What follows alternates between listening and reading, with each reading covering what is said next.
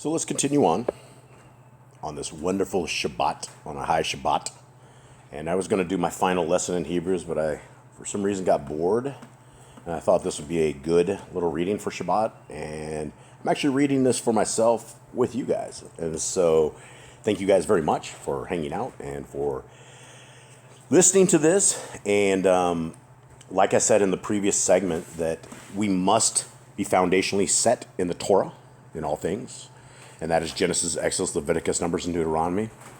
And when that is written on our hearts, minds, and souls, and I'm not just talking a one-time read, I'm talking like literally we're supposed to have this as, mezuzah on our doorstep. We're supposed to have like a list of Torah on our front door.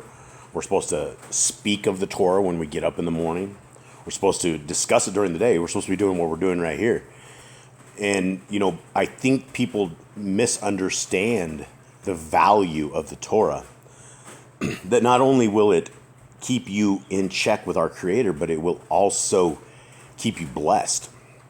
And as long as these days in our lives seem, please understand that our forefather Adam was extremely impatient as well. And I shouldn't be judging him by saying extremely impatient, because he didn't know, honestly, what any of this stuff was. And so as we read the circumstances and the things that befell our people before us, we must take notes of this. We must understand it.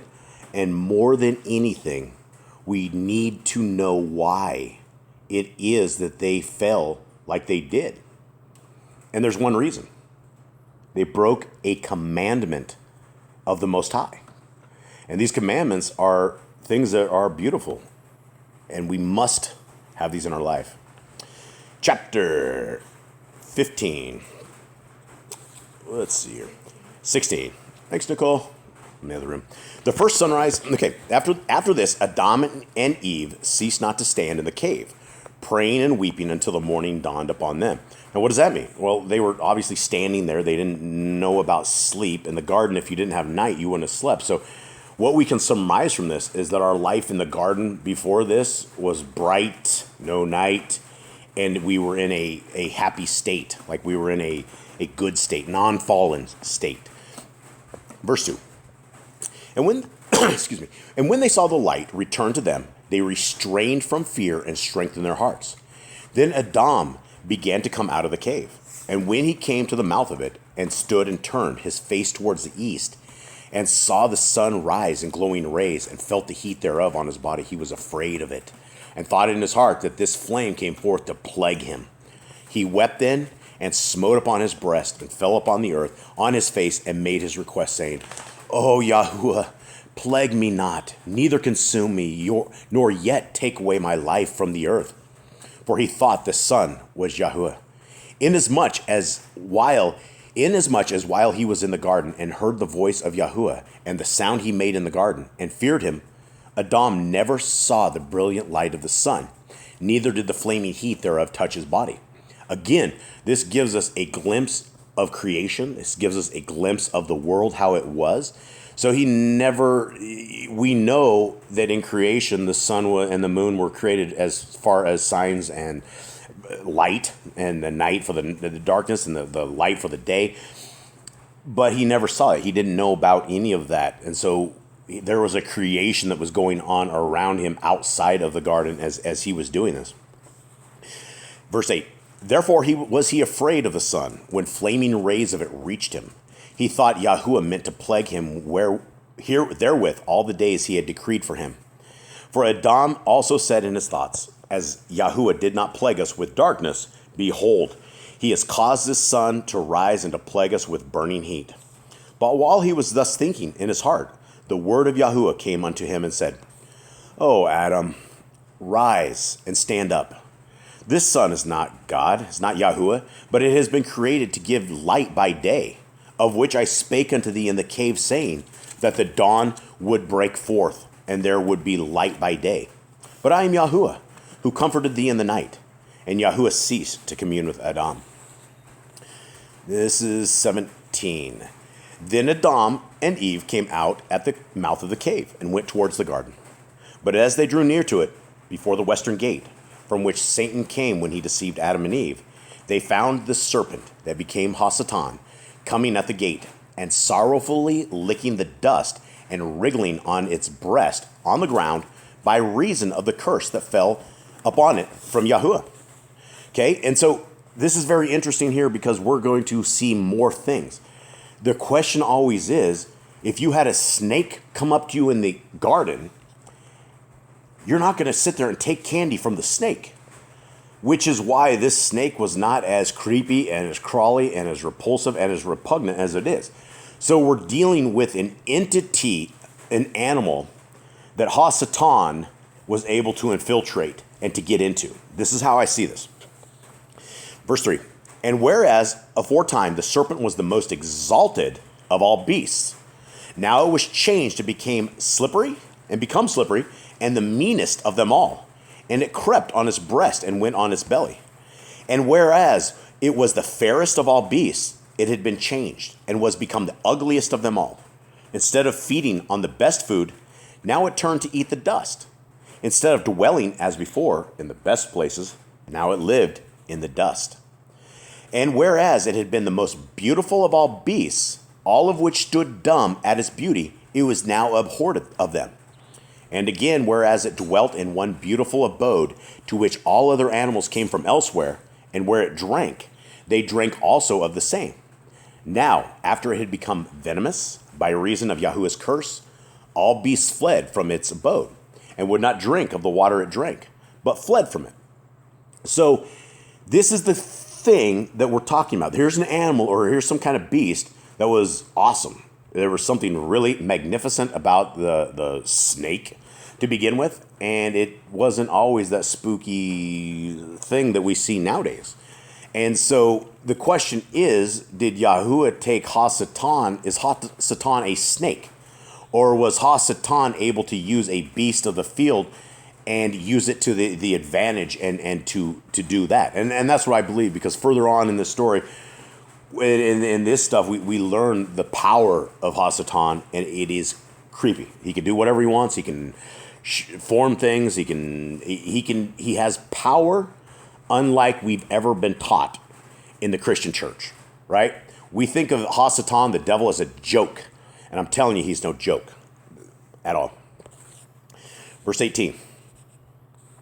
When the accursed serpent saw Adam and Eve, it swelled its head, stood on its tail, and with eyes blood red, did as if it would kill them.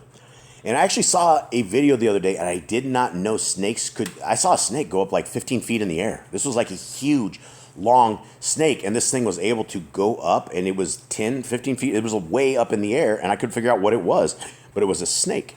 And so this snake got on its back things, and again, Adam and Eve have not dealt with things of this nature. They are defenseless. They don't know what MMA is. They probably don't know what a 500-meter dash is, and they don't know what's going on here. Verse 2, it made straight for Eve and ran after her, while Adam, standing by, wept because he had no stick in his hand wherewith to smite the serpent, and knew not how to put it to death. And snakes are really hard to kill. You can completely mess these things up, and they still are dangerous. But with a heart burning for Eve, Adam approached the serpent and held it by the tail, when it turned towards him and said to him, O Adam, because of thee and of Eve, I am slippery and go upon my belly. Then by reason of its great strength, it threw down Adam and Eve and pressed upon them as if it would kill them. But Yahuwah sent an angel who threw the serpent away from them and raised them up. Then the word of Yahuwah came to the serpent and said, in the first instance I made thee glib, and made thee to go upon thy belly, but I did not deprive thee of speech. Now, however, be thou dumb and speak no more, thou and thy race. Because in the first place has the ruin of my creatures happened through thee, and now thou wishest to kill them. Then the serpent was struck dumb, and spake no more. And a wind came to blow from heaven by command of Yahuwah, that carried away the serpent from Adam and Eve, threw it on the seashore, and it landed in India. Now, it's very interesting where it says it landed in India. I don't know so much as there was any place called India back then. So there's probably things we don't know on this and stuff we don't quite understand, but this is a very interesting account of what is going on here. Let's go into, what are we on here? This is almost 20. This is 19? Yep. I'm not good with Roman numerals. Working. It's been a while since I've been indoctrinated. But Adam and Eve wept before Yahuwah. And Adam said unto him, O Yahuwah, when I was in the cave, I said to thee, my Yahuwah, that the beasts of the field would rise and devour me and cut off my life from the earth. Then Adam, by reason of what had befallen him, smote upon his breast and fell upon the earth like a corpse. Then came to him the word of Yahuwah, who raised him and said unto him.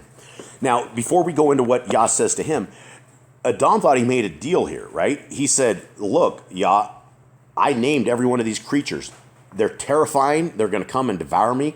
What do we do? And Yah says, I will not let them that happen to you. Well, the snake came and scared the heck out of these guys. And, Adam doing what men should do, protects his women. But when you don't know what you're fighting, you don't know what kind of weapons they yield, you have no idea what's going on. This was probably, if there was some sort of ulcer-inducing life at this point, Adam and Eve probably had it. There was a tremendous amount of worry. Everything was new to them. This entire situation was completely wrecked. And I would probably be beating on my chest as well. So what did Yah say to him after Adam said, hey, you were supposed to take care of the beast for me? O Adam, not one of these beasts will be able to hurt thee. Because when I made the beasts and other moving things come to thee in the cave, I did not let the serpent come with them, lest it should rise against you, make you tremble, and the fear of it should fall into your hearts. For I knew that the accursed one is wicked. Therefore would I not let it come near you with the other beasts. But now strengthen thy heart, and fear not. I am with thee until the end of days, as I have determined on thee. Chapter 20. Then Adam wept and said, O Yahuwah, remove us to some other place, that the serpent may not come again near us and rise against us, lest it find thy handmaid Eve alone and kill her, for its eyes are hideous and evil. Yeah, the eyes of a snake are creepy. But Yahuwah said to Adam and Eve, henceforth fear not, I will not let it come near you, and I have driven it away from you. From this mountain neither will I leave it aught to hurt you. Excuse me. Then Adam and Eve worshipped before Yahuwah and gave him thanks and praised him for having delivered them from death.